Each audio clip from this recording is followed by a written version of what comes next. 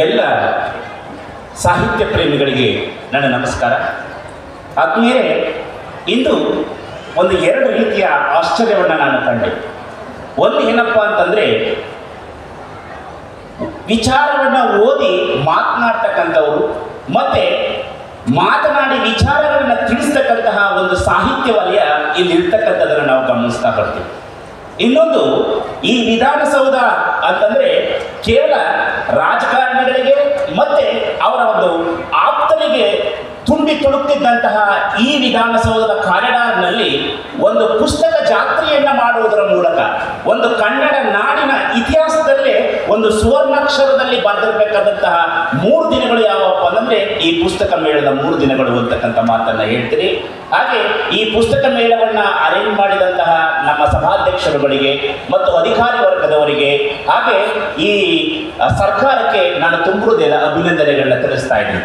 ಜೊತೆಗೆ ಅದಲ್ಲದೆ ಈ ಕಾರ್ಯಕ್ರಮಕ್ಕೆ ನನಗೂ ಕೂಡ ಒಂದು ಅವಕಾಶವನ್ನ ಕೊಟ್ಟಂತವರು ಕರ್ನಾಟಕ ಸಾಹಿತ್ಯ ಅಕಾಡೆಮಿಯ ಅಧ್ಯಕ್ಷರಾಗಿರ್ತಕ್ಕಂತಹ ಎನ್ ಮುಕುಂದರಾಜ್ರವರು, ಅವ್ರಿಗೂ ಕೂಡ ನಾನು ತುಂಬುವುದೇದ ಕೃತಜ್ಞನಾಗಿರ್ತೇನೆ. ಹಾಗೆ ಇಂದು ನಾನು ನಿಮಗೆ ಪರಿಚಯ ಮಾಡಿಕೊಡಲಿರುವ ಪುಸ್ತಕ ಯಾವುದು ಅಂತಂದ್ರೆ ಸಾಹಿತ್ಯ ಪರಂಪರೆಯ ಪರಮಹಂಸ ಎಲ್ ಬಸವರಾಜು ಅಂತ ಹೇಳಿ. ಆದ್ಮೇಲೆ ನಿಮಗೆಲ್ಲ ಗೊತ್ತೇ ಇದೆ, ಎಲ್ ಬಸವರಾಜರವರು ಕನ್ನಡ ಸಾಹಿತ್ಯ ಲೋಕದ ಬಹುದೊಡ್ಡ ವಿದ್ವಾಂಸ.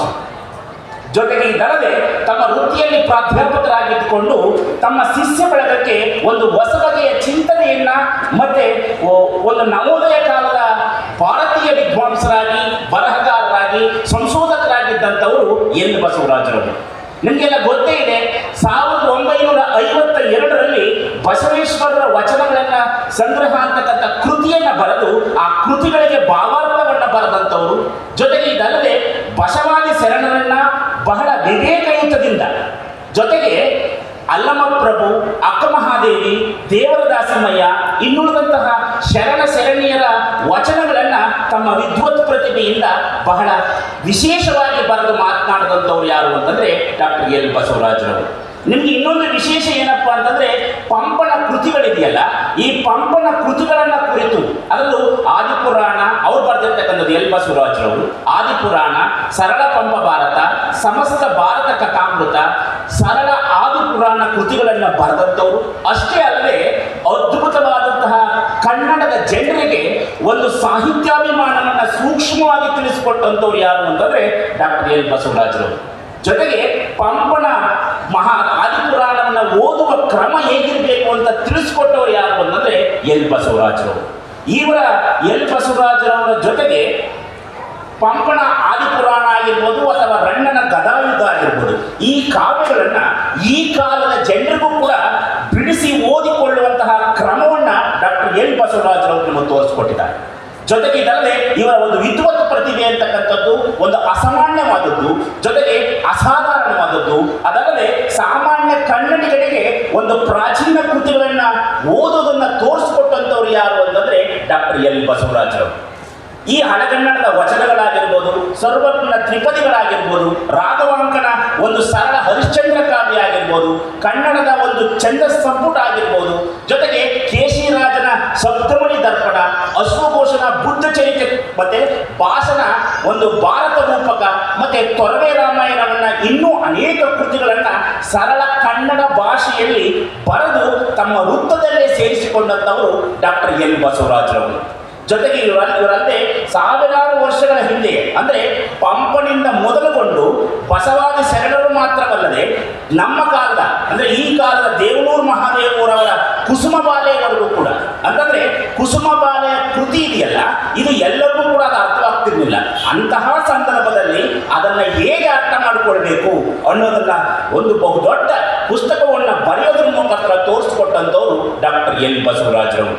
ಜೊತೆಗೆ ಪಂಪ ಮತ್ತು ಈ ಕುಸುಮಬಾಲೆಯ ದೇವನೂರು ಮಹಾದೇವ ಇವರಿಬ್ಬರ ನಡುವಿನ ಕಾಲಮಾನ ಇದೆಯಲ್ಲ, ಈ ಎರಡರ ನಡುವಿನ ಕಾಲಮಾನದ ಸೂಕ್ಷ್ಮ ಗ್ರಹಿಕೆಯನ್ನ ಬಲ್ಲವರಾಗಿದ್ದಂತಹ ಏಕೈಕ ವಿದ್ವಾಂಸ ಯಾರು ಅಂತಂದ್ರೆ ಅವರು ಡಾಕ್ಟರ್ ಎಲ್ ಬಸವರಾಜರವರು. ಇವರ ಬಗ್ಗೆ ನಮ್ಮ ಜಾನಪದ ನಗರವಾಗಿರ್ತಕ್ಕಂತಹ, ಜೊತೆಗೆ ಚೆಲುವ ಚಾಮರಾಜನಗರ ಅಂತಕ್ಕಂಥ ಹೆಸರನ್ನು ಪಡ್ಕೊಂಡಿರ್ತಕ್ಕಂತಹ ನಾಡಿನಿಂದ ಬಂದಂತಹ ನಮ್ಮ ಸುಂದರ ಕಲ್ವೀರವರು, ಜೊತೆಗೆ ಅವರ ಸ್ನೇಹಿತರಾಗಿರ್ತಕ್ಕಂಥ ನಾಗರಾಜ್ ತಲಕಾಡ್ರವರು, ಇವರ ಸಂಪಾದಕತ್ವ ಸಂದರ್ಭದಲ್ಲಿ ಒಂದು ಸಾಹಿತ್ಯ ಪರಂಪರೆಯ ಪರಮಹಂಸ ಎಲ್ ಬಸವರಾಜು ಎಂಬ ಪುಸ್ತಕವನ್ನು ಬರೆದಿದ್ದಾರೆ. ಅವರಿಗೆ ನಾನು ಪ್ರೀತಿಪೂರ್ವಕವಾದಂತಹ ಅಭಿನಂದನೆಗಳನ್ನ ತಿಳಿಸ್ತಾ ಇದ್ದೇನೆ. ಜೊತೆಗೆ ಈ ಕೃತಿಯಲ್ಲಿ 19 ಲೇಖನಗಳಿವೆ.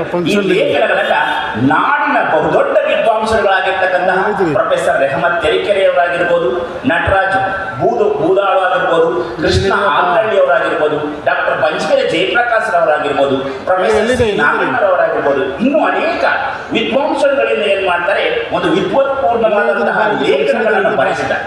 ಇಲ್ಲಿ ಕವಿಗಳ ಕಾಲ ಮತ್ತು ಮತಧರ್ಮಗಳ ಕುರಿತಾಗಿ ತಲೆ ಕೆಡಿಸಿಕೊಳ್ಳದೆ ಸಾಹಿತ್ಯ ಮತ್ತು ಕಾವ್ಯಗಳ ಬದುಕು ಮತ್ತು ಕಾಯಕ ಪರಂಪರೆಗೆ ಮುಖ್ಯವಾಗಿಸಿಕೊಂಡಿದ್ದಂತಹ ಎಲ್ ಬಸವರಾಜರವರ ಬಗ್ಗೆ ಬರೆದಿರ್ತಕ್ಕಂಥದ್ದು ನಮಗೆ ತುಂಬಾ ಖುಷಿ ತಂದಿರತಕ್ಕಂಥ ವಿಚಾರ. ಈ ಕೃತಿಯನ್ನ ಮುನ್ನುಡಿಯನ್ನ ಕೃಷ್ಣಮೂರ್ತಿ ಅನೂರ್ ಅವರು ಬರೆದಿದ್ದಾರೆ. ಜೊತೆಗೆ ಬೆನ್ನುಡಿಯನ್ನ ನಮ್ಮ ಪ್ರೊಫೆಸರ್ ಕಾಳೇಗೌಡ ನಾಗವರವರು ಬರೆದಿದ್ದಾರೆ. ಜೊತೆಗೆ ಇನ್ನೊಮ್ಮೆ ಮತ್ತೊಮ್ಮೆ ನಮ್ಮ ಸುಂದರ ಕವಿಯವರಿಗೆ ಹೃತ್ಪೂರ್ವಕವಾದಂತಹ ಅಭಿನಂದನೆಗಳ ಸಲ್ಲಿಸುತ್ತಾ ಈ ಪುಸ್ತಕ ರಚನಾ ಪ್ರಕಾಶನ ಮೈಸೂರು ಇವರಿಗೆ ಈ ಪುಸ್ತಕ ಸಿಗುತ್ತದೆ. ಈ ಪುಸ್ತಕಗಳನ್ನು ಕೊಂಡುಕೊಂಡು ಎಲ್ ಬಸವರಾಜ ಸಾಹಿತ್ಯ ಲೋಕಕ್ಕೆ ನೀಡುವಂತಹ ಕೊಡುಗೆ ಏನು ಎಂಬುದನ್ನ ತಾವುಗಳು ಸಾಹಿತ್ಯಾಭಿಮಾನಿಗಳು ಏನ್ ಮಾಡಬೇಕು ತಿಳ್ಕೊಳ್ಬೇಕು ಅಂತಕ್ಕಂಥ ಮಾತನ್ನ ಹೇಳ್ತಾ ನನ್ನ ಮಾತಿಗೆ ವಿರಾಮವನ್ನು ಹೇಳ್ತೀನಿ. ಜೈ ಭಾರತ್, ಜೈ ಕರ್ನಾಟಕ, ನಮಸ್ಕಾರ.